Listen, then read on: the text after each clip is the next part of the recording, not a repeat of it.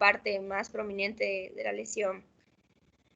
Otra vez, los agentes comunes es el Staphylococcus aureus, de los accesos superficiales. Los recién nacidos puede progresar pues a una bacteremia y una sepsis, por lo que ellos deben recibir tratamiento sistémico en todos los casos. La mayoría se resuelve sin dejar cicatriz, y los pacientes que tienen recurrencias se debe de evaluar para inmunodeficiencias y considerar la erradicación del germen de nasofaringe en casos que se confirme el estado de portador. Bueno, ahora la celulitis. Te dice que igual pues, está a nivel de la dermis, al igual que los abscesos, ¿no? Igual es en una zona pues eritematosa, edematizada, pero esta tiene pues los bordes imprecisos, ¿no? Y puede estar acompañada pues de fiebre y cabe estar en general. Esta puede comprometer los estados pues inferiores, ¿no? de la dermis y el tejido celular subcutáneo. Bueno, la piel se torna roja, con aumento del calor, y en ocasiones se puede acompañar de linfadenitis, formación de vesículas, bulas, equimosis y petequias. Principalmente, al igual que las dos anteriores, el Staphylococcus aureus, el Streptococcus pyogenes y Haemophilus influenzae tipo B, en menores de 5 años que no hayan recibido vacuna contra esta agente. Los transbautismos, a veces mínimos, y la existencia previa de úlceras o forúnculos favorecen el desarrollo de la celulitis. La topografía normalmente es en la región periorbitaria, en las mejillas, en el tronco, en la región perianal y en las extremidades. Y creo que esta ya es la última, que es la infección de las heridas. Bueno, esto hace reducido en las infecciones pues, quirúrgicas, ¿no? Por las mejoras en estas. Pero puede variar dependiendo del hospital, del tipo de hospital y número de pacientes. Del tipo de pacientes y número de pacientes atendidos, y del tipo de cirugías que se efectúan. Existe un mayor riesgo en ciertas zonas. Te dice que la cirugía del intestino delgado y la cirugía de cabeza y cuello, la probabilidad incrementa con el uso de suturas, sobre todo en sitios poco vascularizados. Son más frecuentes los 2 días posteriores a la intervención o trauma, con signos pues, de inflamación, y a veces pueden ser síntomas sistémicos leves. El exudado normalmente es blanquecino, hemorrágico y sin mal olor. El tratamiento es local, pero pues en casos graves se requiere tratamiento antimicrobiano sistémico.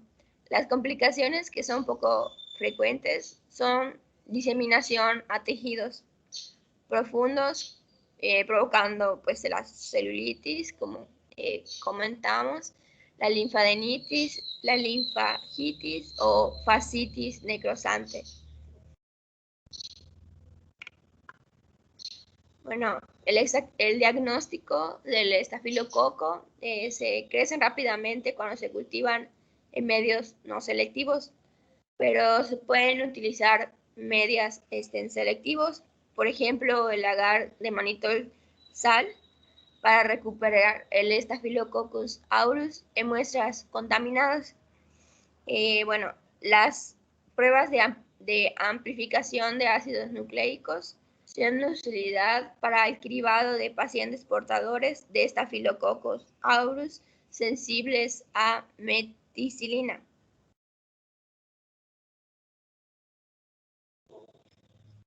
Y resistentes a meticilina. El Staphylococcus aureus puede identificarse mediante pruebas bioquímicas, por ejemplo la de coagulasa, sondas moleculares o espectrometría de masas. Bueno, y ya, A ver, deténgase tantito. A ver, entonces lo que hemos visto ahora es una serie de entidades nosológicas que afectan a la piel desde su capa más superficial, yéndonos de las partes más profundas. Dependiendo de las estructuras de la piel, de la extensión y de la profundidad, pues van tomando el nombre de las enfermedades, ¿no? Al principio nos habló de la infección más superficial, que es impétigo, después se fue con foliculitis, con forunculosis, ¿sí? Con celulitis. Nos faltaría ver miositis, no está en el tema, miositis o piomiositis, osteomielitis o artritis. También se fueron las diapositivas, ¿eh? Se quitaron las diapositivas. También ha mencionado en varias ocasiones que la entidad nosológica es posible que pueda ser causada por otros agentes infecciosos. O sea, no es exclusiva de estafilococo. Sin embargo, cabe la pena aclarar que el estafilococo es el agente más frecuente que causa infecciones de las partes blandas, pero mucho dependería pues de los factores de riesgo, ¿no? ¿Sí? Entonces, si bien hay que considerar como primerísima posibilidad etiológica al estafilococo, pues no hay que quedarse casado en ellas. También nos dijo que para hacer el diagnóstico microbiológico de la infección, ¿sí? Podríamos utilizar la tinción de Gram y el cultivo. Y con menor frecuencia, pues la detección por PCR, amplificación de ácidos nucleicos, que es algo que todavía no usamos de manera cotidiana, pero que existe esa posibilidad, ¿no? Y que para identificar el estafilococo, pues dependemos de medios selectivos y de pruebas bioquímicas, ¿sí? Cualquiera que sea la especie del estafilococo. En términos generales, pues eso es lo que nos acaban de decir. Sin embargo, vamos a ver un poquito del detalle. Le voy a preguntar a Frida. ¿Me puede poner la primera imagen, Atala, de la imagen de la celulitis?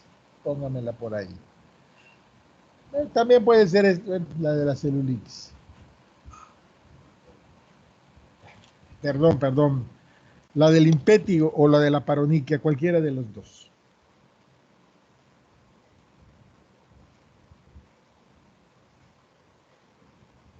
Aquí está. Están los dos, ¿no? Está la paroniquia, está el impétigo y está la furunculosis o la foliculitis, es una foliculitis, ¿sí? Que son de las infecciones de las partes más superficiales de la piel, ¿sí? La más superficial es el impétigo y luego están las otras que están afectando, uno, la zona periférica de la uña, cuyo principal factor de riesgo es el manicure o el pedicure, y la otra pues es la estructura, el folículo pilosebáceo, que generalmente ahí el principal problema es la obstrucción del drenado del folículo que favorece el crecimiento bacteriano. Entonces, Frida, ¿qué haríamos para el diagnóstico microbiológico de estas entidades que tenemos puesto acá? ¿Qué muestra clínica tomaríamos?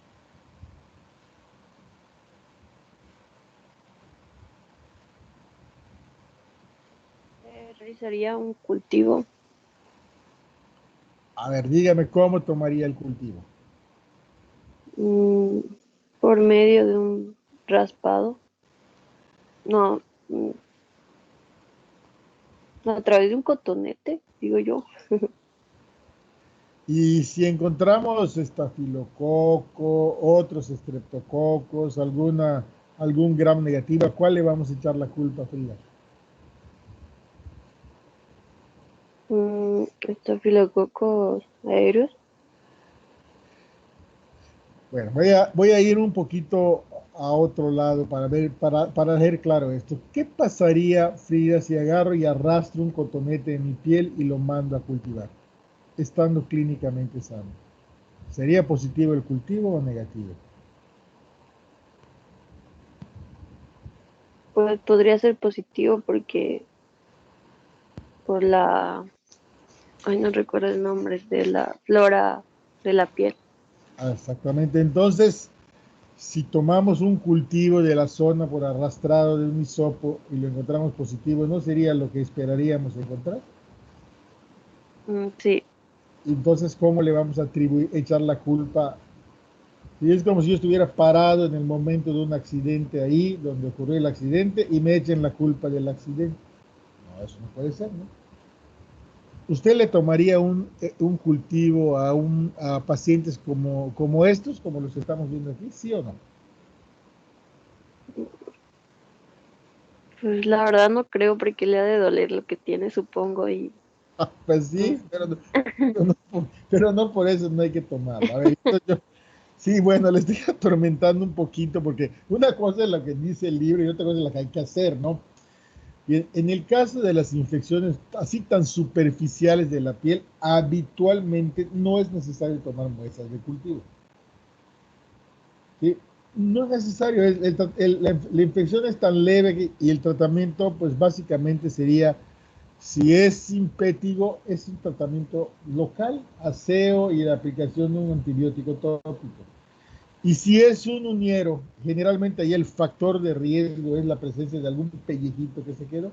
Y lo que tenemos que hacer es drenar ese uñero, quitar lo que está comprimiendo, pues el borde de la uña, drenarlo y aseo, y puede ser pues, algunos días de antibiótico sistémico.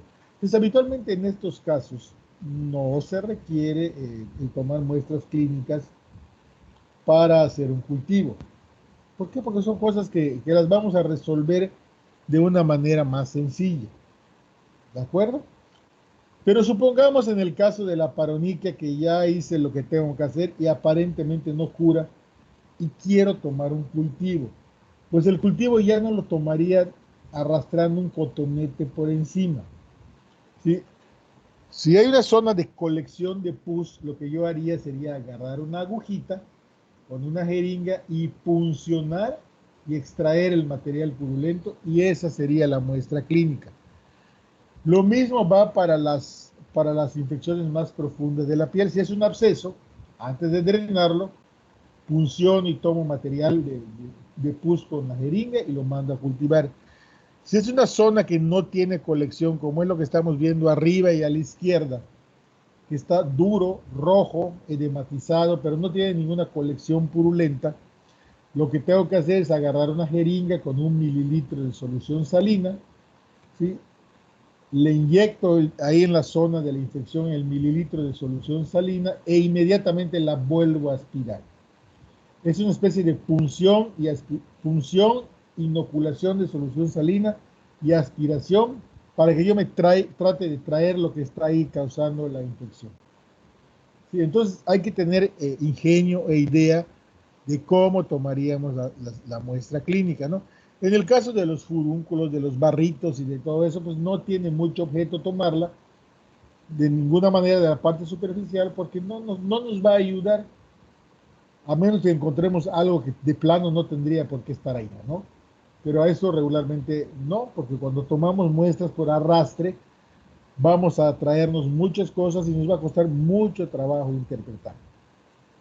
En el caso de infecciones más profundas como la celulitis, la miositis, la osteomielitis o la artritis, es posible que ya haya bacteriemias, o sea, que las bacterias se salgan de la zona localizada y estén circulando cotidianamente a través del torrente circulatorio. Entonces, sería de utilidad en infecciones más extensas y más profundas tomar hemocultivos, ¿sí? Unos 2 o 3 en el intento de recuperar en sangre lo que podría estar ocasionando un problema local.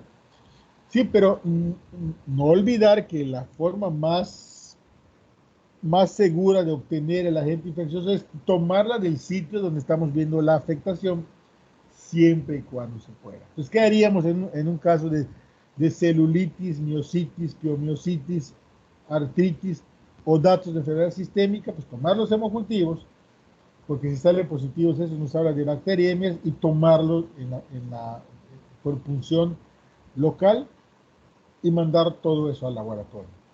¿Sí? Y con los resultados, pues entonces tenemos que definir si lo que recuperamos es o no lo que está causando ahí la enfermedad. Como bien nos lo dijo Atala, el estafilococo no es el único agente infeccioso, ¿sí? Y por eso en muchos de los casos sí tendríamos que hacer algo microbiológico por si nos falla el tratamiento.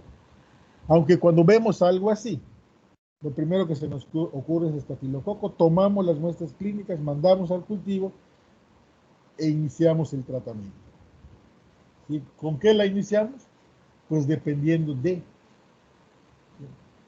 Vamos a poner que el paciente tenga una zona de celulitis porque lo mordió un perro.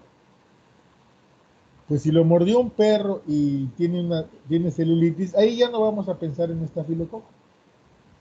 Vamos a pensar en que es polimicrobiana, es posible que estén participando los anaerobios y le vamos a dar tratamiento de amplio espectro, incluyendo tratamiento para anaerobios. Entonces, es muy importante considerar dónde está la infección, cómo fue el factor de riesgo, si fue una infección primaria o si vino como consecuencia de otra situación.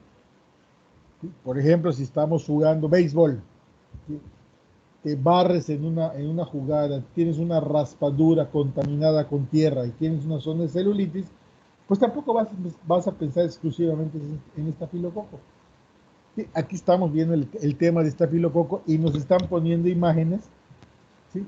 Pero no necesariamente tiene que ser por estafilococo. Entonces es algo que se les debe quedar claro, ¿sí? El factor de riesgo es importante respecto a la etiología, pero cuando la infección es primaria o sí, primero hay que considerar siempre la participación de estafilococo en infecciones de partes blandas, infecciones de catéteres, infecciones de prótesis. ¿Sí? ¿Por qué? Porque sabemos que tiene las condiciones y los elementos que se requieren para condicionar la enfermedad. Adelante, Atala, síguele con el tratamiento.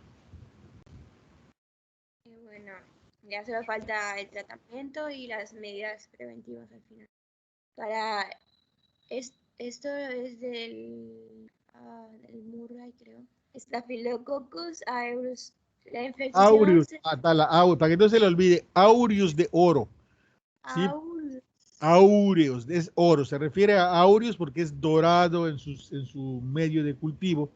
¿Sí? Tiene un aspecto dorado, se llama aureus o estafilococo dorado. ¿Sí? Adelante.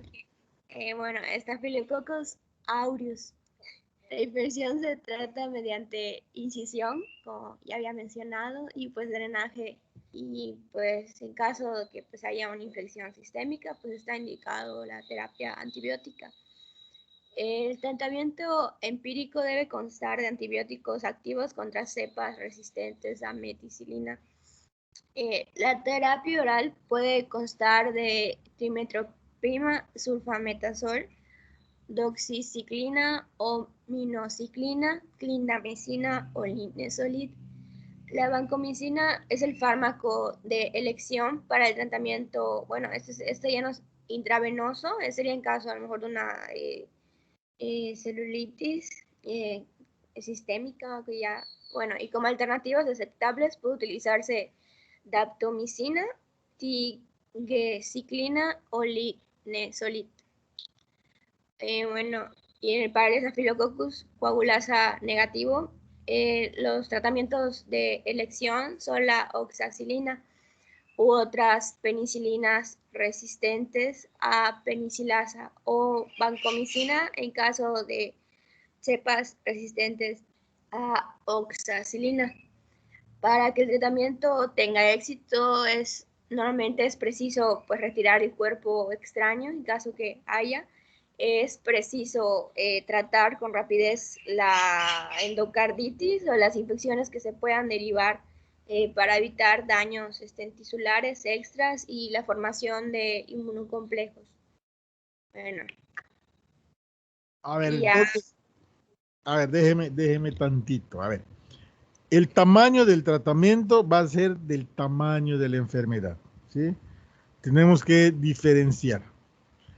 ¿En qué consiste en términos generales el tratamiento? Bueno, si el paciente tiene malestar, ataque al estado general y fiebre, le daremos antiinflamatorios y antitérmicos. Ese es un tratamiento de sostén, de soporte. ¿Sí? Y le vamos a dar un antibiótico dependiendo de la severidad de la enfermedad. Tenemos muchos antibióticos que pueden ser utilizados para infecciones por estafilococo. Pero vale la pena aclarar que no siempre debemos usar lo más potente. ¿Por qué? Porque usar lo más potente es quemar nuestras baterías y sabemos que el estafilococo puede generar resistencias a mediano y largo plazo contra nuestras armas, contra ellos, ¿no? Ellos también se defienden de lo que de alguna manera le hacemos. Entonces tenemos, desde el punto de vista de la resistencia a los antibióticos, independientemente de la cepa, tenemos dos grupos de manera natural, los estafilococos son resistentes a las penicilinas convencionales. Muy en un principio, las infecciones por estafilococo se podrían tratar con penicilina, eran sensibles a la penicilina, pero al paso de los años, ¿sí? Fueron creando enzimas que se llaman beta-lactamasas, ¿sí? Y las penicilinas, la estructura de las penicilinas pues son el anillo beta-lactámico, y las beta-lactamasas los que hacen es romper ese anillo e inactivar su efecto antibiótico. Entonces, al paso de los años, los estafilococos se hicieron resistentes a las penicilinas convencionales, pero apareció la meticilina y la dicloxacilina, que tienen una configuración estructural diferente y entonces son resistentes a la ruptura de las beta-lactamasas comunes y corrientes. Sin embargo, con el uso de los antibióticos ya también ahí sabemos que desde hace muchísimos años ya hay estafilococos que son meticilino resistentes. O sea, ya resisten también a las oxacilinas, a la dicloxa y a la meticilina. Y para eso ya tenemos antibióticos más potentes, pero también más caros y con más efectos indeseables, ¿sí? Como son los que nos tienen puesto ya, linezolid, vancomicina, y hay otros que pueden ser utilizados. Entonces, dependiendo de la severidad de la enfermedad, de si es sistémica o no, de la sospecha de que si el estafilococo es o no sensible a la oxacilina, pues va a depender el tratamiento que usaríamos. Por ejemplo, vamos a oír a Eduardo Escalante. Eduardo, ¿estás por ahí?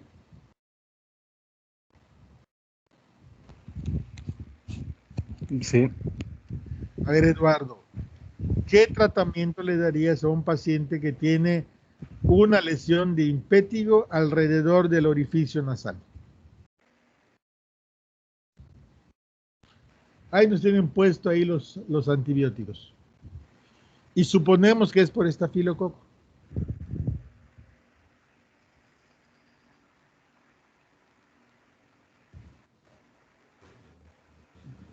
¿Qué pasó?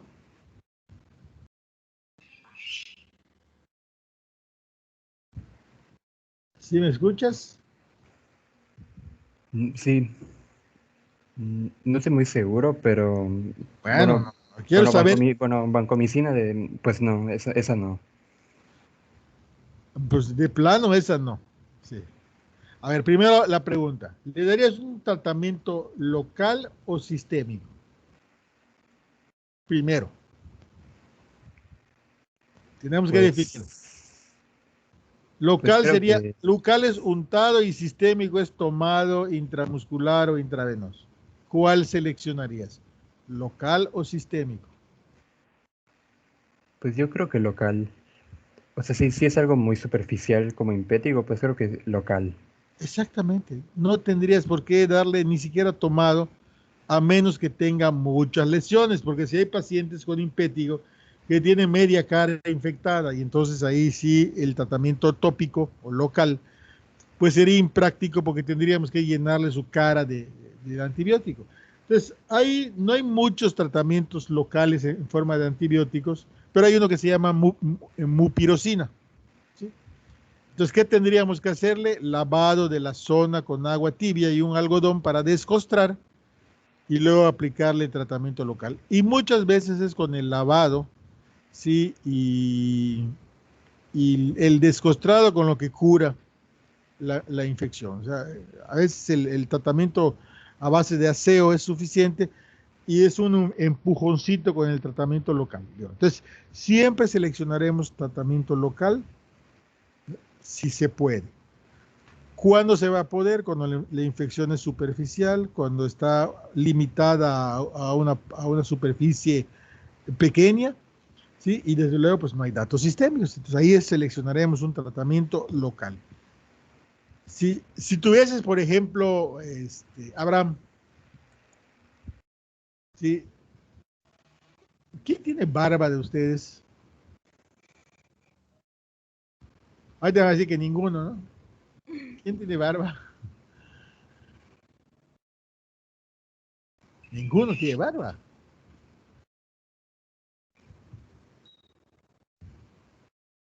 No puedo creer. Pues entonces le preguntaremos a Abraham. Supongamos que tiene barba, Abraham. Abraham, ¿me escuchas? Sí, doctor, sí lo escucho.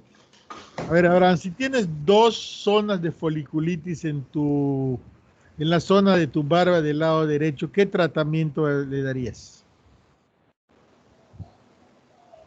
No tienes molestias generales, Pues, ¿sí? Nada más tienes un poco de dolor en las zonas donde tienes la foliculitis. ¿Sabes? Tienes una zona de foliculitis por ahí puede estar. Tú lo tienes en la barba, te rasuraste y ahí tienes dos folículos infectados. Están duros y te duelen. Y tocas el punto ahí ya porque está cerrado el folículo piloso y esa zona te duele. ¿Sí? ¿Qué tratamiento le darías? pues no creo que requiera un tratamiento mayor. ¿A qué le harías? ¿Qué es lo que Pues regularmente hacemos hasta? ajá, ¿Qué hacemos? yo lo dejaría allí por unos días y ya si veo si ya pasa mucho tiempo y no baja, y no a la inflamación, ahí sí quizá intentaría un ¿Y tratamiento cómo, y tópico. cómo de plano mejoran? Hasta se alivia el dolor. ¿Qué le hacemos? Pues lo clásico que una persona haría sería reventárselo quizá. Exactamente, lo drenamos. Más que si se oye feo reventarlo, ¿no? Lo drenamos. Al drenarlo se libera el tapón que está ahí en estructura pilosebácea y con eso se alivia la presión y mejora y ya no necesita nada, ¿no? Cuando la zona de foliculitis es extensa, entonces sí habrá que hacerle algo, ¿no? Porque no podemos estarlos reventando todos. Ahí tendríamos que utilizar un tratamiento oral de preferencia. ¿De acuerdo? Entonces, Sí. lo que les estoy tratando de decir es que hay que considerar la severidad de la enfermedad, las manifestaciones sistémicas. Por ejemplo, si nos pone a tal la imagen de esa pierna que está enferma.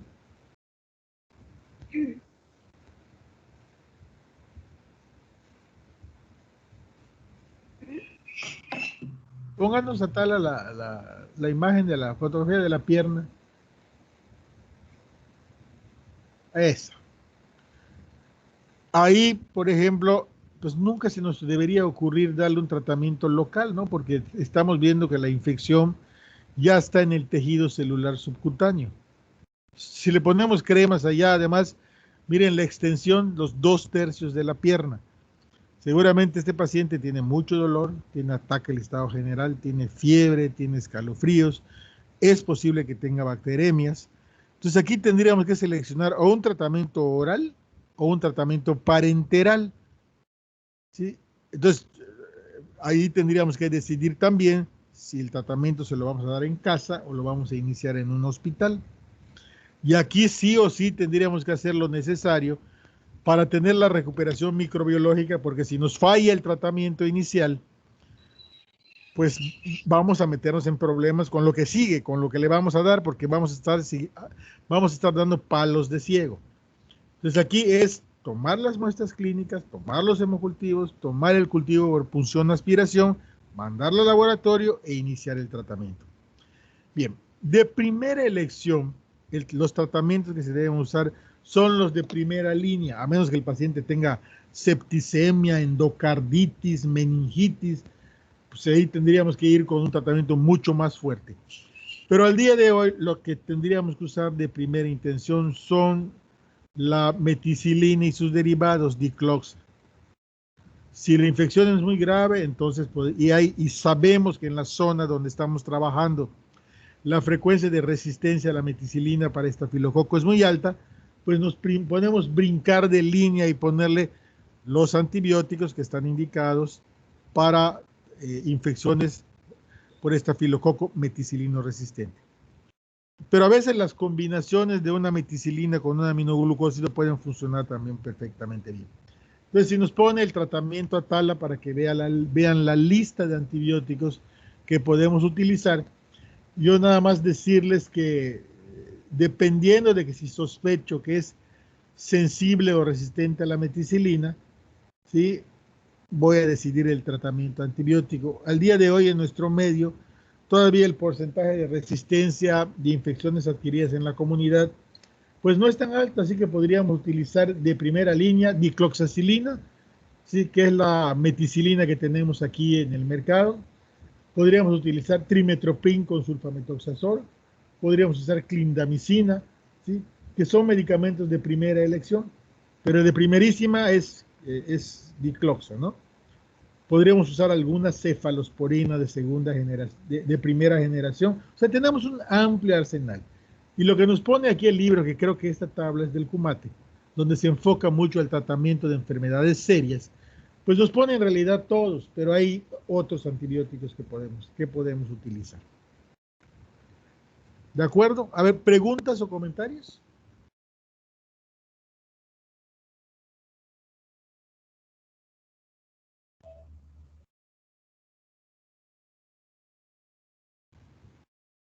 Muy bien. Parece que no los hay. Entonces, en tanto, quien sigue de Atala nos pone sus diapositivas de úlcera de los chicleros, que es el último tema que vamos a ver hoy, porque tengo guardia. Les voy a pedir que registren su asistencia. Registren la asistencia en tanto nos ponen la diapositiva y voy por un café.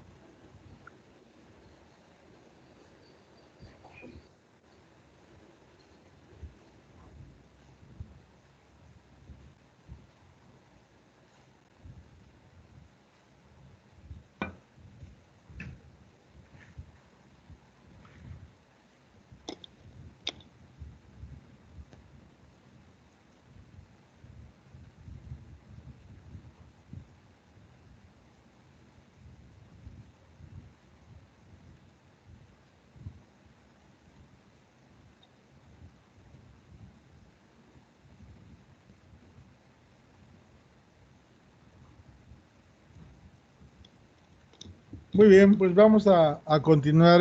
Lucy, por favor.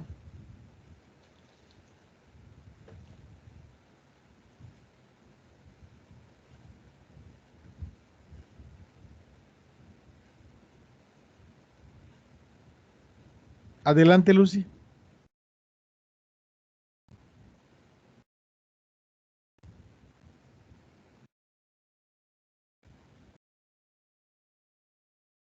Buenos días.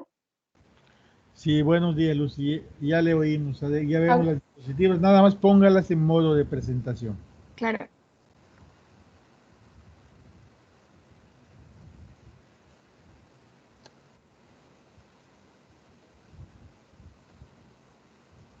¿Ya se ve el modo presentación?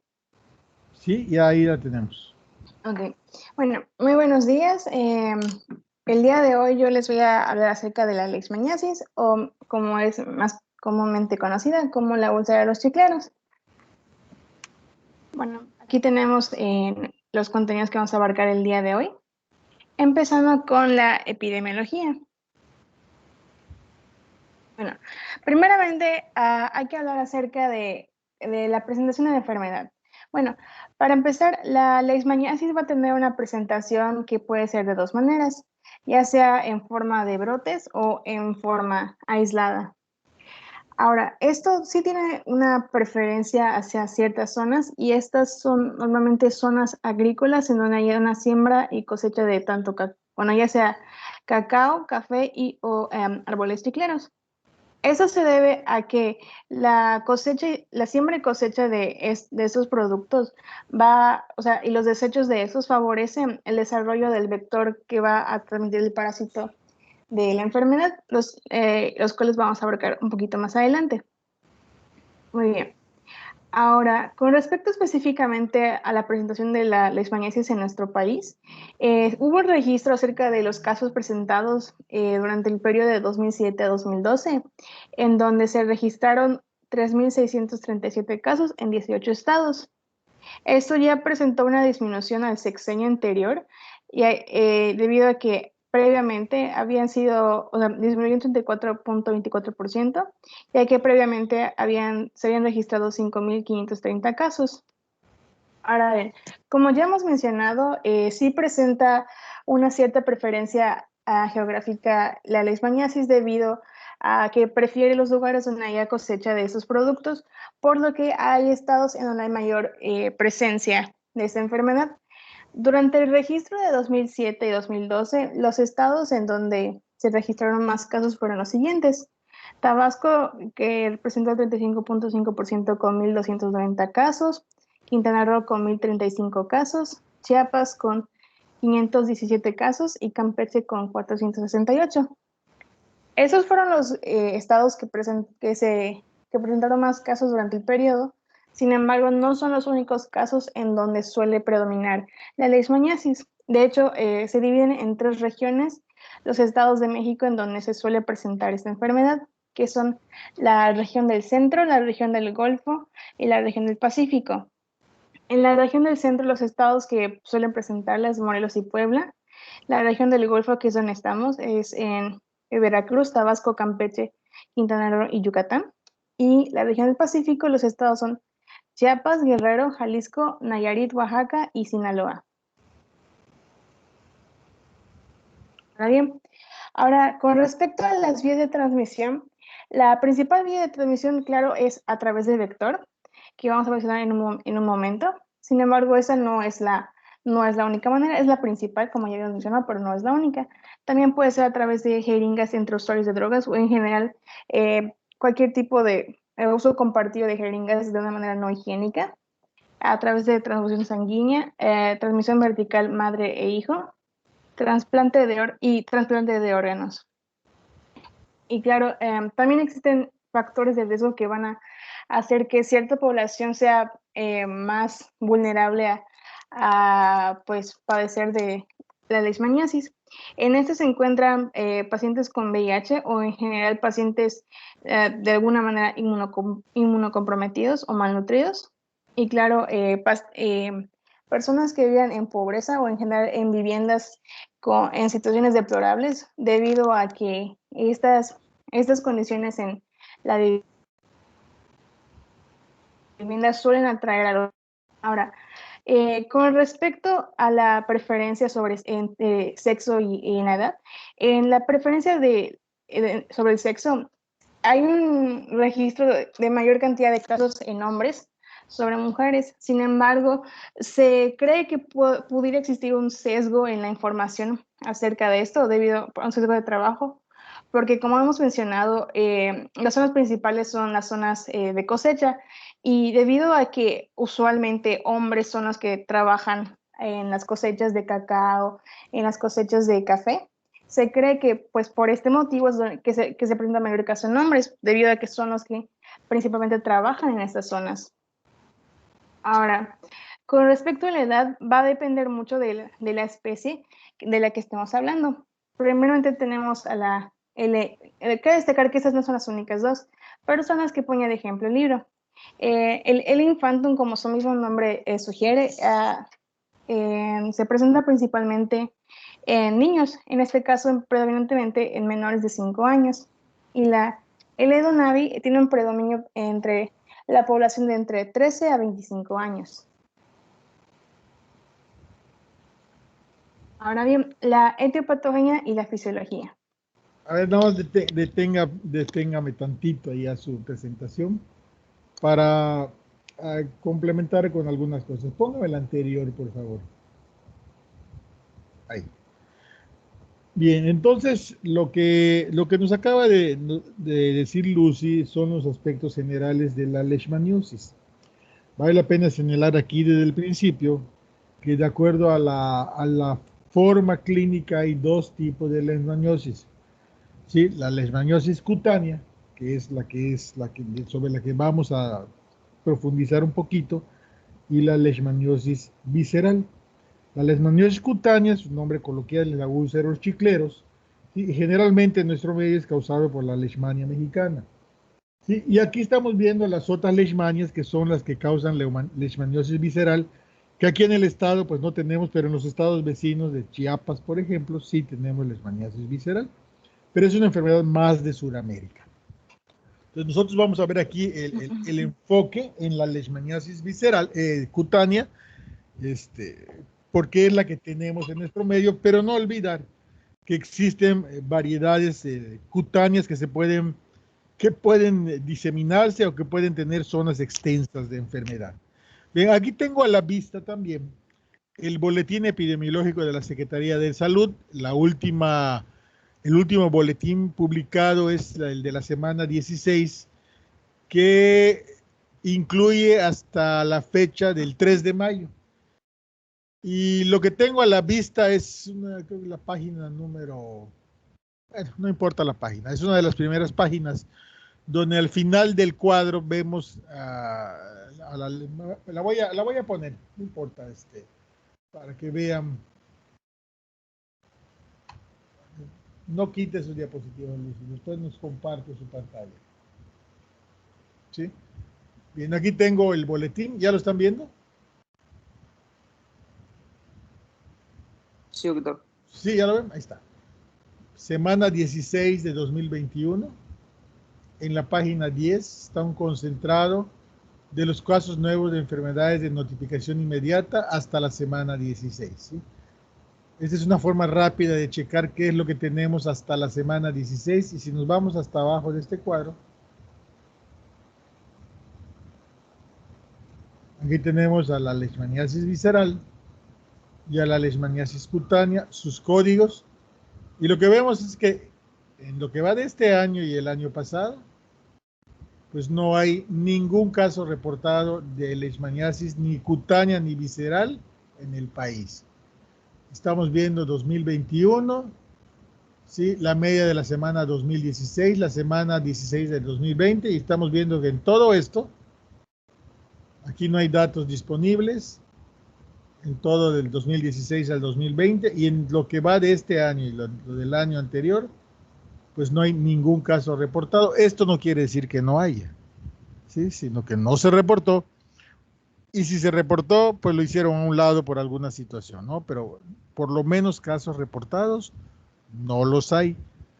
Pero vale la pena decir que tenemos al vector, y seguramente en las zonas de Campeche y de Quintana Roo es de donde tenemos los principales, principalmente los casos peninsulares, seguramente sí hay, ¿no? Muy bien. Adelante, Lucy, vuélvanos a poner su presentación.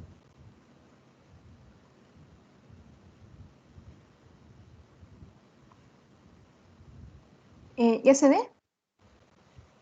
No, todavía no.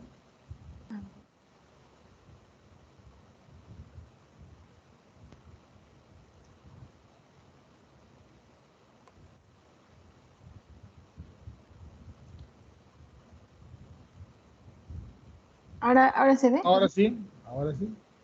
Ok, muy bien. Entonces, seguimos con la etiopatogenia y la fisiología de la enfermedad.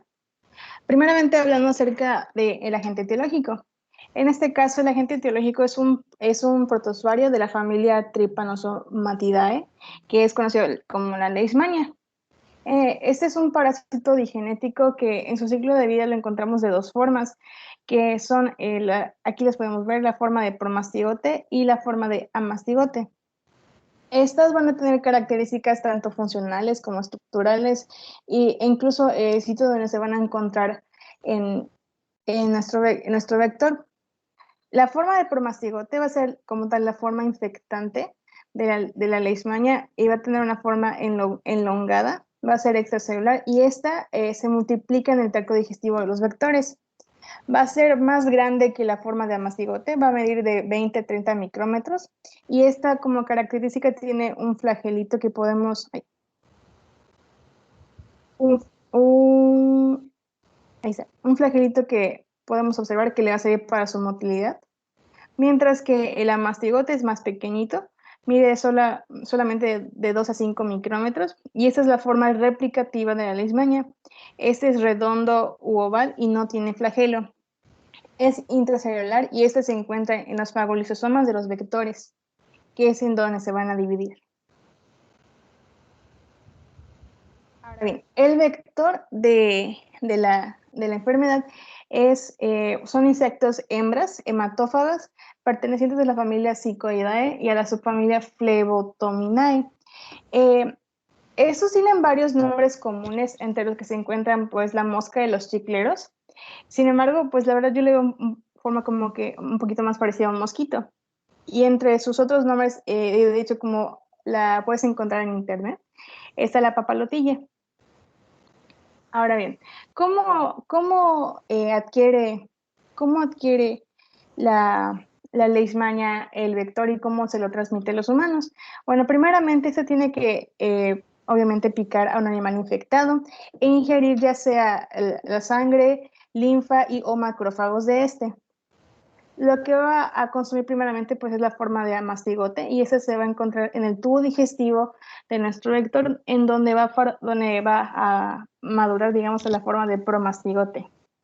Este periodo en el cual pues nuestro vector, la papalotilla, va a adquirir la capacidad de infectar a un ser humano puede durar de entre 1 a 3 semanas. Y una vez que pique a un ser humano, el periodo de incubación ya en el humano va a durar, bueno, es muy variable el tiempo realmente. Puede ir desde los 10 días hasta más de un año.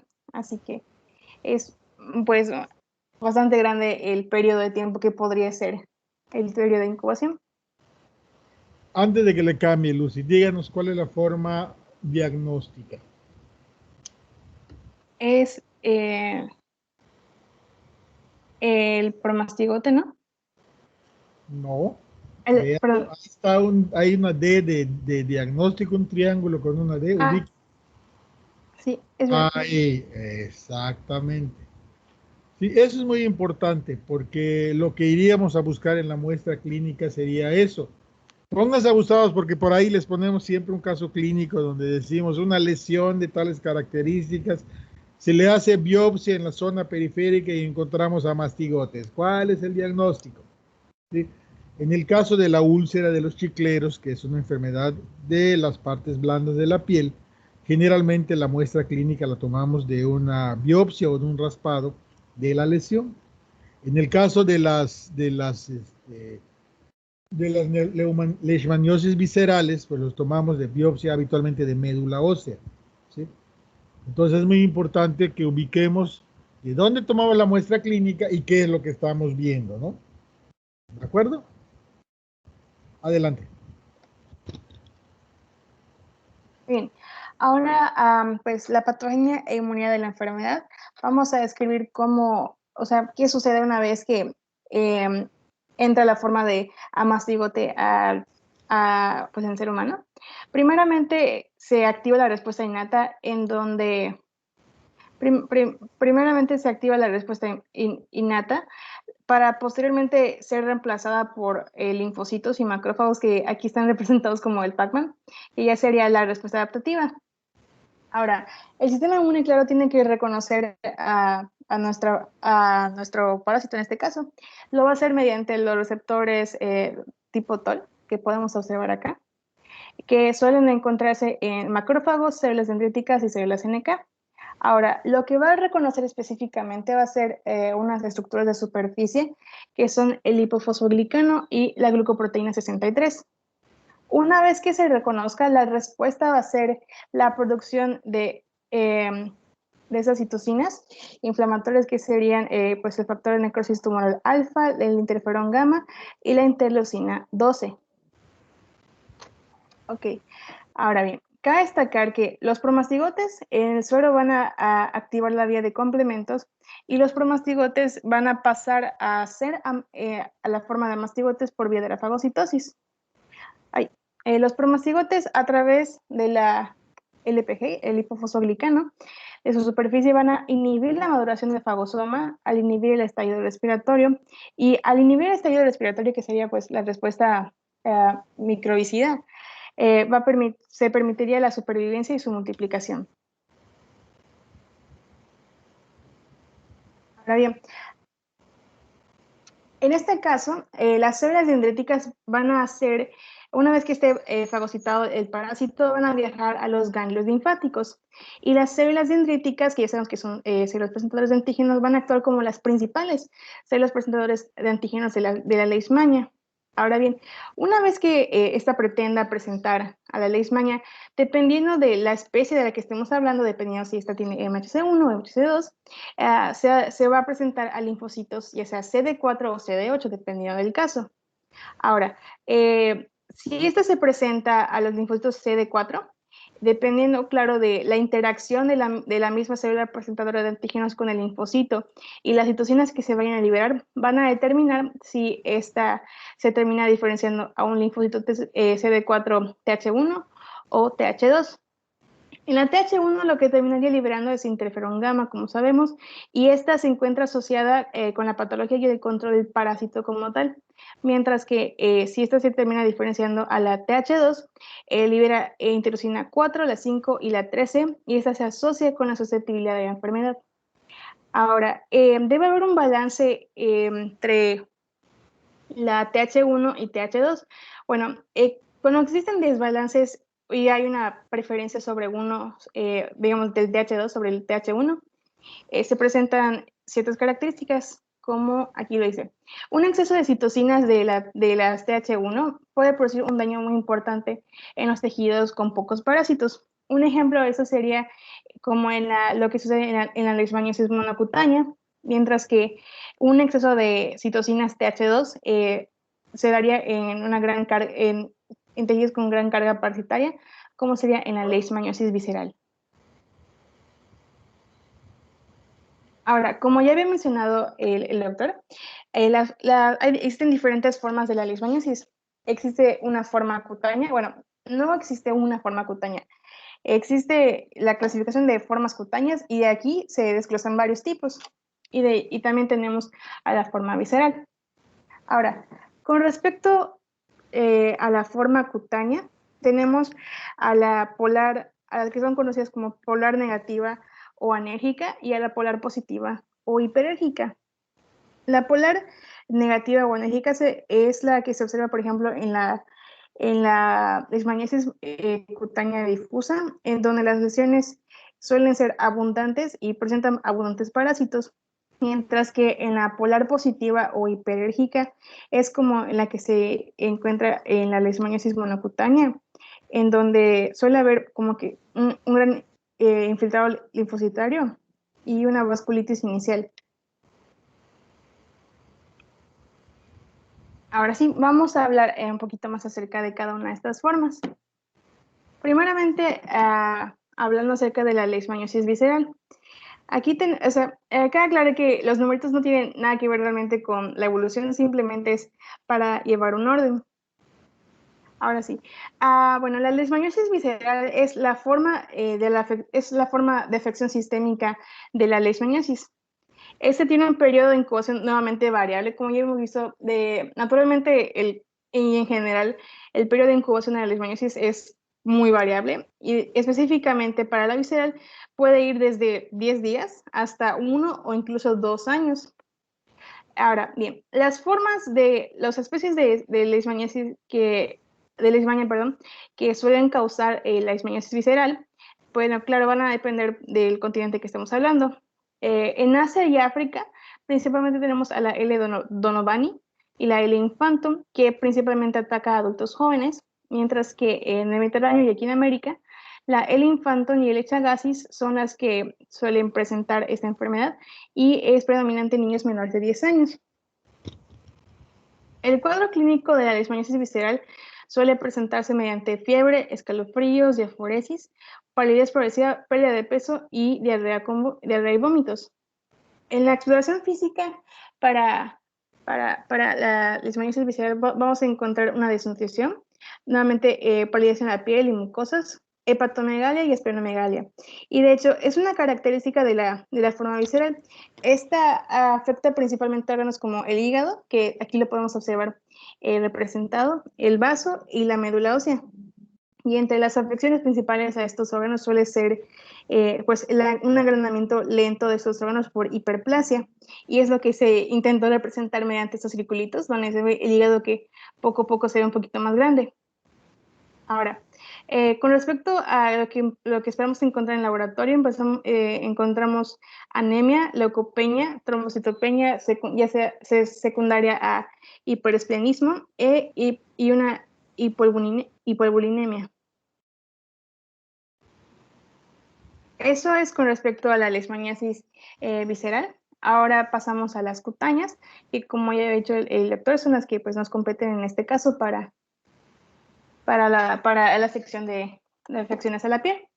Empezamos con la leishmaniasis cutánea local, que en este caso las lesiones se presentan normalmente y se originan en el punto de la inoculación. Después de esta puede tener una incubación de 2 a 6 semanas y de hecho, a pesar de que la incubación es de 2 a 6 semanas, podría aparecer incluso años después de la infección. La primera lesión que encontramos en la leishmaniasis cutánea local suele ser una mácula que tiene una evolución hacia una pápula y un nódulo que se va a ulcerar y se extiende a lo largo, para formar una lesión crateriforme, redondeada o ovalada. Esta sí tiene una preferencia en el cuerpo, en los sitios que se suele presentar son en las extremidades, en áreas expuestas, y pueden ser ya sea únicas o múltiples. Típicamente vienen acompañadas con adenopatías y lesiones satélites. Algo que olvidé mencionar al inicio es pues las causantes. Dependiendo, claro, nuevamente del continente que estemos hablando, se presenta una especie diferente. En América, las que suelen ocasionar leishmaniasis cutánea local son la L. brasileñis, la L. mexicana, la N. panamensis, la L. guyanensis y la L. peruviana. Mientras que tanto en África, Asia y Europa suelen ser la L mayor, la L trópica y la L infantum. Ahora, hablando acerca de la leishmaniasis monocutánea, esta suele ser como consecuencia de una infección cutánea prolongada que no se haya tratado. Previamente suele haber esta infección para que evolucione a una leishmaniasis monocutánea. Esta suele ser causada por la L. brasileñis y la L. panamenis, que como ya habíamos visto son dos especies que predominan en América. En esta forma suele haber una necrosis en la mucosa nasofaringea, como podemos observar aquí en las dos imágenes, como hay una afección principalmente a esta zona. Esta se ve asociada fuertemente a una respuesta inmune de las TH1. En las pruebas vamos a encontrar que para la leishmaniasis monocutánea hay una prueba cutánea de Montenegro reactiva. Los factores de riesgo para presentar leishmaniasis monocutánea son que sean adultos jóvenes hombres, que sean malnutridos, que tengan lesiones por encima de la cintura, que tengan un retraso en la curación y lesiones primarias grandes y múltiples. En pacientes inmunocomprometidos específicamente por VIH, otras especies de leishmania pueden dar esos cuadros monocutáneos, no necesariamente la L. brasiliensis o la L. panamensis. Ahora bien, tenemos más casos de leishmaniosis cutánea, en este caso la diseminada. Esta se relaciona principalmente por infecciones dadas por L. brasiliensis, L. panamensis, L. guyanensis y L. amazonensis. Estas suelen presentar, su característica, como su mismo nombre indica, por diseminada, suelen ser numerosas lesiones de más de 20 o incluso cientos, caracterizadas por ser lesiones nodulares o úlceras extensas. En este caso, las pruebas de Montenegro y las respuestas de anticuerpos están conservadas. Y aquí podemos observar una imagen de la leishmaniasis cutánea diseminada, que aquí podemos observar en el hombro de este paciente como si en efecto se presentan una gran cantidad de en este caso, pues, de las afecciones. Ahora bien, la leishmaniasis cutánea difusa es la forma polar enérgica de la enfermedad, que ya habíamos mencionado previamente. En este caso hay lesiones nodulares diseminadas cargadas de parásitos que tienen predominio por las extremidades. Rara vez se afectan, de hecho, la cara, manos y pies, y no suele haber úlceras ni lesiones en mucosas. Las pruebas la prueba cutánea de Montenegro no es reactiva. Las pruebas serológicas de anticuerpos sí son positivas. Se asocia en este caso a la L. mexicana, a la L. amazonensis y la L. etiópica. Esta última especie puede dar máculas, pápulas, nódulos o placas cutáneas muy diseminadas o infiltración difusa de la piel, dando la apariencia de lepra lepromatosa. Y aquí podemos observar imágenes de ejemplo de la leishmaniasis cutánea difusa.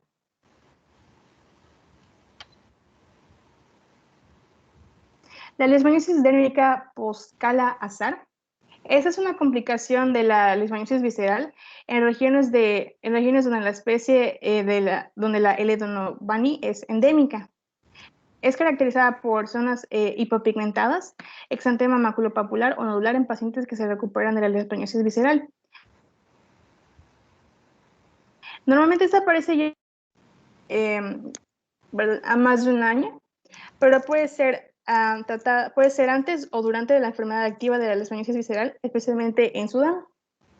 Esta, normalmente, existen curas, han existido casos de curas espontáneas en África, pero no en India. Y aquí podemos observar la presencia de la leishmaniasis dérmica post-Kala-Azar. Y finalmente, en casos donde haya una coinfección de leishmania en pacientes con VIH, nos mencionan que las personas coinfectadas de leishmania con VIH tienen un alto riesgo de desarrollar una enfermedad florida con altas tasas de recaída y mortalidad. Los casos en zonas de alta endemicidad generalmente son reactivaciones de infecciones asintomáticas y los enfermos suelen tener varias recaídas más que reinfecciones. En estos casos es frecuente la presentación de formas atípicas que involucran tubo digestivo.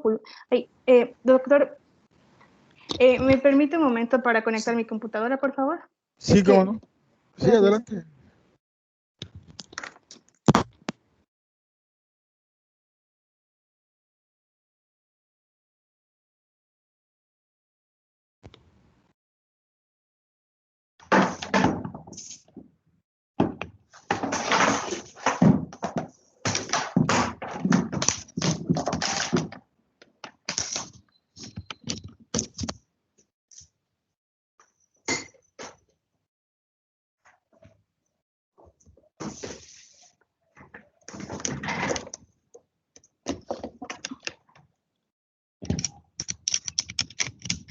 Ok, listo, ya está. Muchas gracias. Adelante. Bueno, ¿seguimos? Sí, adelante.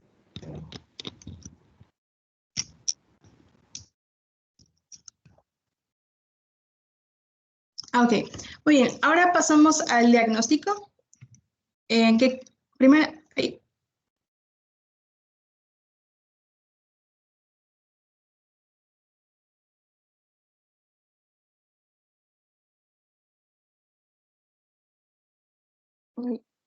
Ahí está. ¿Ya se ve? A ver, sí, está bien. Le voy a dejar respirar tantito. Voy a preguntar. Vamos a que tome Ok. aire. Vamos a preguntarle. A ver.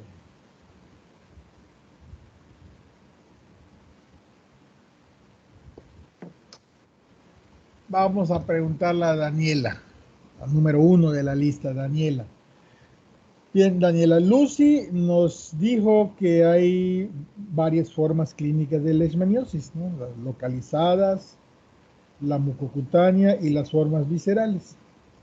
También nos dijo que de las formas, vamos a hablar de las localizadas, de las de la piel.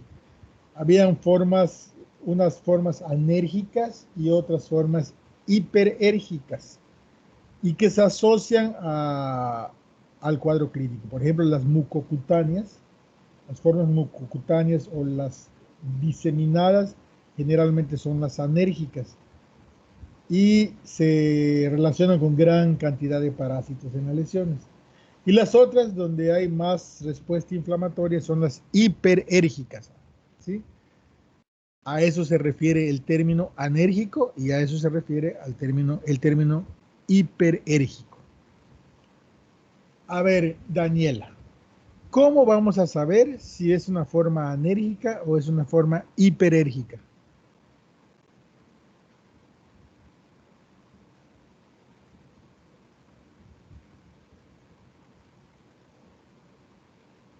¿Está por ahí, Daniela?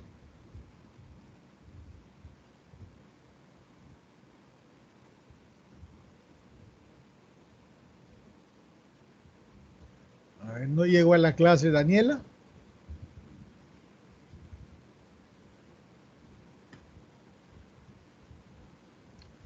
A ver, Miguel Ángel Alfaro.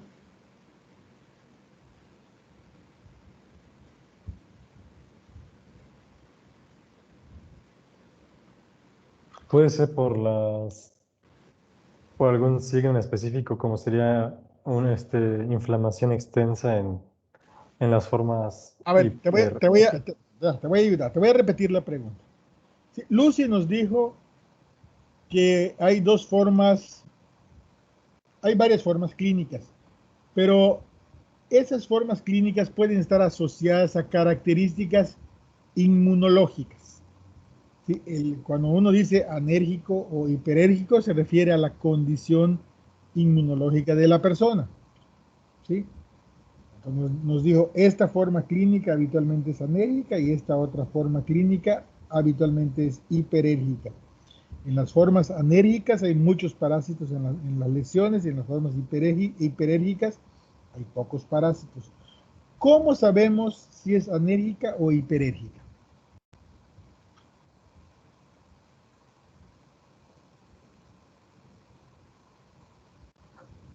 Pues así como dice, viendo la diferencia de la cantidad de parásitos. Bueno, así lo podemos deducir, pero no lo podemos garantizar. Te la voy a tomar como parcialmente correcta. Lucy, ¿nos puede aclarar este punto? Bueno, principalmente una diferencia, bueno, como se puede tener la diferencia entre en la forma negativa o enérgica y la hiperérgica es la prueba cutánea de Montenegro. Perfecto, Lucy. Eso es. La prueba cutánea de Montenegro, que es así como la prueba de la tuberculina, que ya vimos ya vimos otras, ¿no? Histoplasmina, vimos la de la coccidioidina, nos están midiendo la respuesta inmune. Entonces, en una prueba, en un cuadro clínico anérgico, ¿cómo sería la prueba de Montenegro, Lucy? Anérgico. El alérgico son los reactivos. O sea, negativa, no Sí. reactivos o negativos. Y en el hiperérgico, lo contrario. Sí, son muy reactivos en el Oye, hiperérgico. les acabo de poner en el chat dos ligas, dos vínculos, ¿sí? Para que los agarren y los tengan. Voy a quitar un momentito su presentación, Lucy, para mostrarles una de las ligas. Esta es la segunda liga que les puse, ¿sí? Vean ustedes. Esta liga es la prueba intradérmica de Montenegro, es un artículo de la prueba intradérmica de Montenegro, ¿sí? Y se los puse para que lean, bueno, el resumen, y que lean por aquí, vamos a ver, aquí, nos dice que no se usa solo en una enfermedad, pero, ¿sí? Y por aquí nos dice algo de la prueba de Montenegro. Pues por favor, echen una mirada a esta prueba de Montenegro. Vean para qué sirve, que no es exclusiva de una enfermedad. Y en el otro artículo que les puse, es algo que se complementa con lo que de manera muy adecuada, a ver si, ay,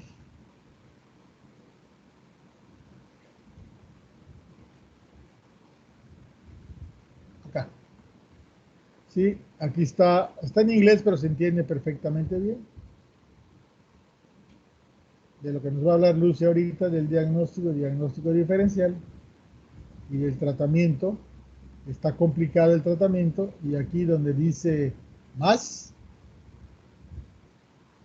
nos pone más opciones de tratamiento. Que no es necesario que se sepan el detalle del tratamiento, pero sí con qué lo podemos tratar, ¿no? Muy bien, adelante Lucy. Ahí tienen esos vínculos ahí en el chat para que los vean, para que lo descarguen. Adelante.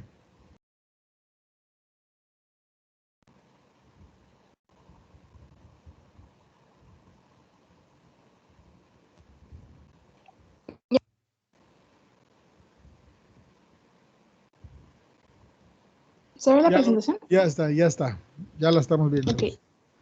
Ok, bueno, primeramente lo que se nos aclara en el libro es que debe haber un diagnóstico diferencial entre la leishmaniasis en sus diferentes formas con otras enfermedades. Con respecto a las formas cutáneas, debe haber un diagnóstico diferencial con úlceras por micobacterias, lepra, hongos, cáncer y sarcoidosis. Y en la forma visceral, el diagnóstico diferencial debe ser pues de fiebre, visceromegalias, tiene que diferenciarse del paludismo, esquistosomiasis, perdón, y tuberculosis. Ahora bien, el diagnóstico, empezando con la leishmaniasis cutánea, nos dice que el diagnóstico en este caso es parasitológico y sigue siendo la forma más apropiada de estudio para la leishmaniasis cutánea. El material de estudio se obtiene por raspado, como ya había mencionado el doctor, en este caso con una aguja fina o biopsia de las lesiones. El material que se obtiene se puede utilizar para tinciones, en búsqueda de amastigotes, cultivo o para la detección de material genético del parásito por PCR.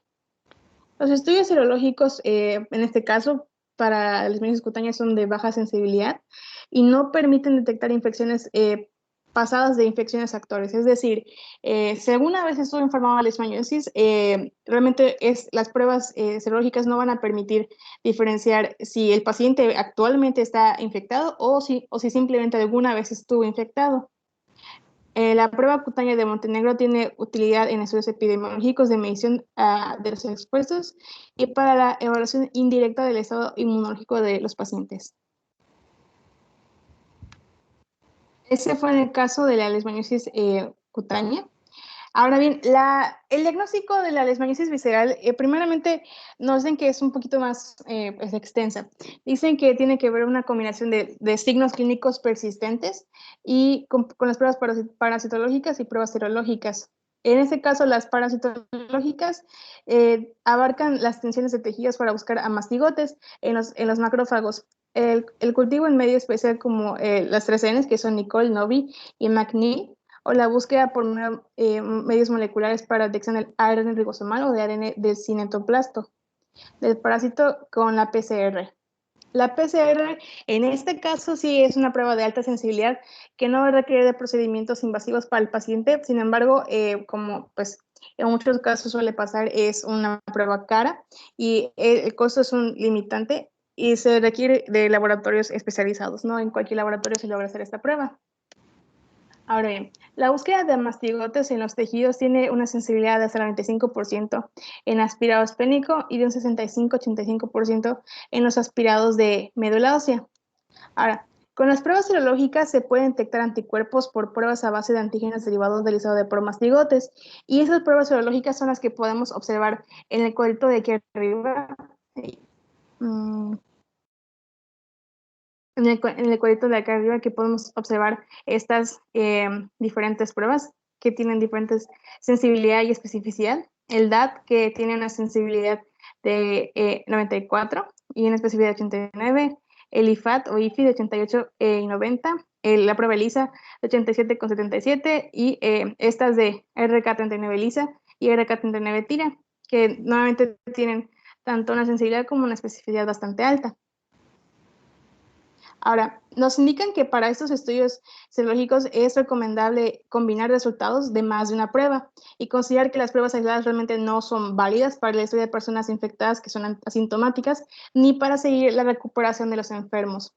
Es decir, si nuestro paciente es asintomático para la leishmaniasis visceral o si simplemente estamos siguiendo la evolución de la recuperación de un paciente, esas pruebas por sí solas, cualquiera de esas por sí solas no sería lo suficientemente válida. Habría que combinar estas entre sí.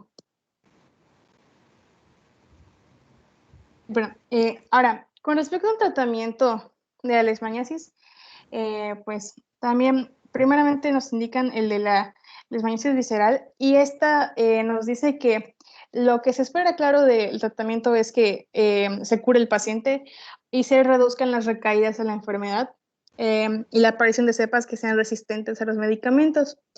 En este caso, el tratamiento se recomienda en un segundo nivel de atención médica o un centro hospitalario de referencia. Ahora, claro, además de la enfermedad, en conjunto se deben tratar el manejo de la hidratación, la posible desnutrición y otras infecciones concomitantes que el paciente pueda presentar. Si el paciente pues, tiene anemia, se deben considerar transfusiones cuando hayan alteraciones en la oxigenación y perfusión, donde se administra sangre de manera cautelosa para evitar la descompensación hemodinámica y el secuestro en el vaso.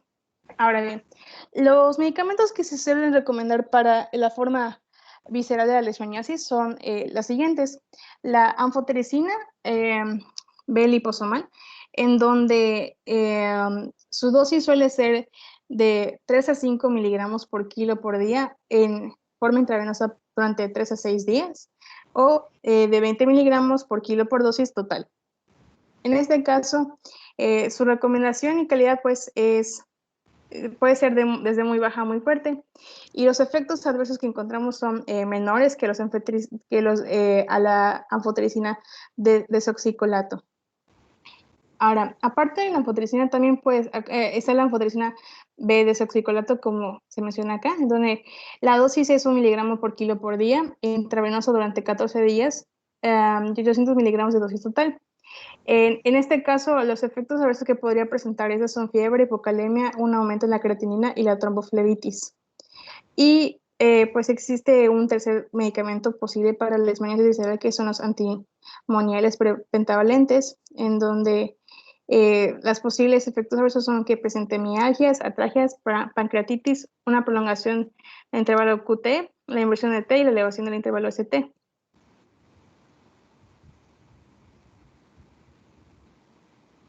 Con respecto a la leishmaniasis cutánea, aquí hay una mayor cantidad de medicamentos posibles para tratarla. En este caso existen tratamientos tanto locales, intralesionales y sistémicos. En este caso, la misma leishmaniasis cutánea dice que puede ser autolimitada en los primeros 3 meses de evolución, sin realmente necesidad de ningún tipo de tratamiento invasivo o doloroso, o la exposición a la toxicidad de los fármacos. En el caso específico de la afección por la L-guyanesis, la panamesis, el fármaco más específico es la mitelfosina, que es el que podemos observar acá, en donde pues dependiendo, claro, de qué es lo que vayamos a tratar, si es enfermedad cutánea o de mucosa y mucocutánea, la dosis va a ser diferente. Y en el caso específico de la L. brasiliensis y la N. panamensis, el riesgo de metástasis existe. Sin embargo, el tratamiento sistémico no garantiza la prevención de una leishmaniasis monocutánea posterior. Y entre los tratamientos en general que podemos utilizar está la anfotericina B, liposomal, como en el caso anterior, nuevamente anfotericina desoxicolato, los antimoniales pentavalentes más pentosifilina, mitefosina, que ya hemos visto que es recomendada para el caso de afección de L-guyanesis y L-hipanamesis, el isetiolato de pentamidina y el ketoconazol. Las dosis, pues como ya he mencionado, pueden variar dependiendo si la afección es cutánea o en mucosa mucocutánea.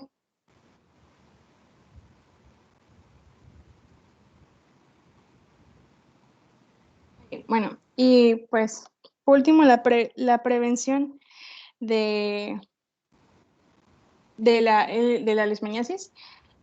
Entonces, antes de que se pase a la prevención, déjeme ahí unos segundos para reforzar.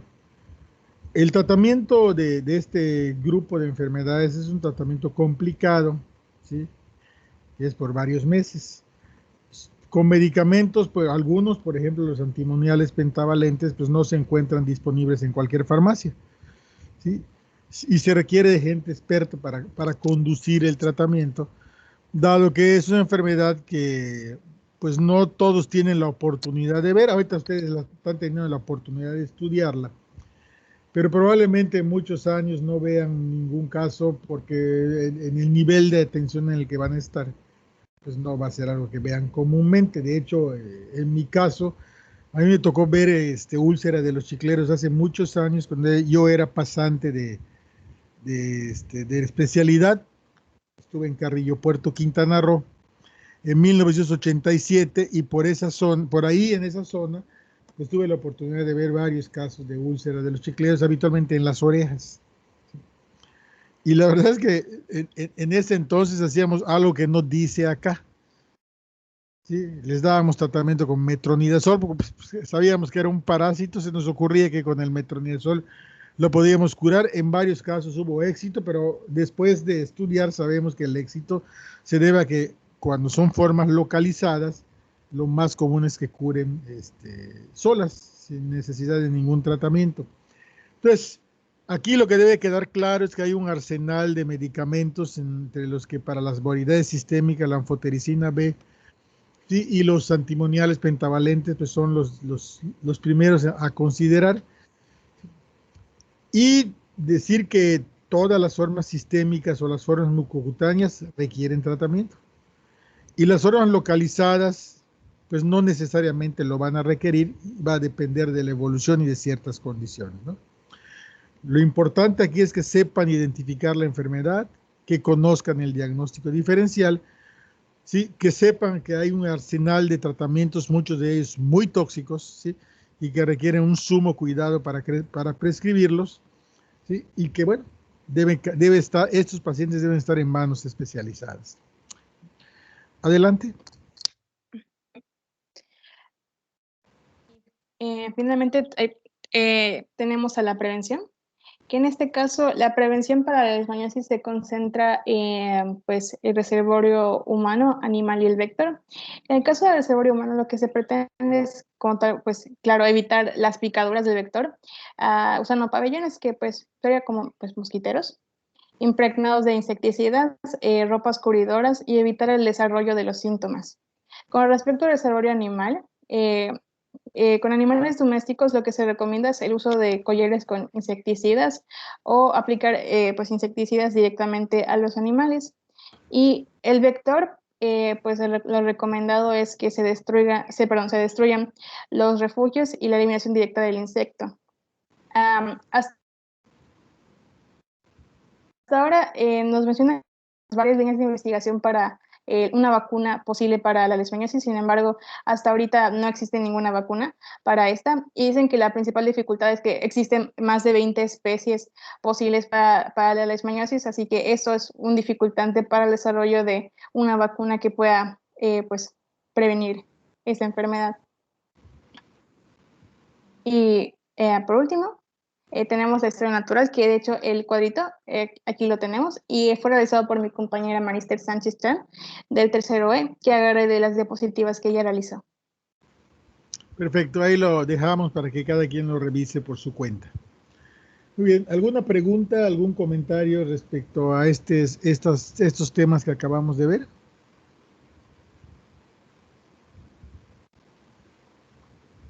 Bien. Si quitan la grabación, por favor, para que conversemos de algunas cosas.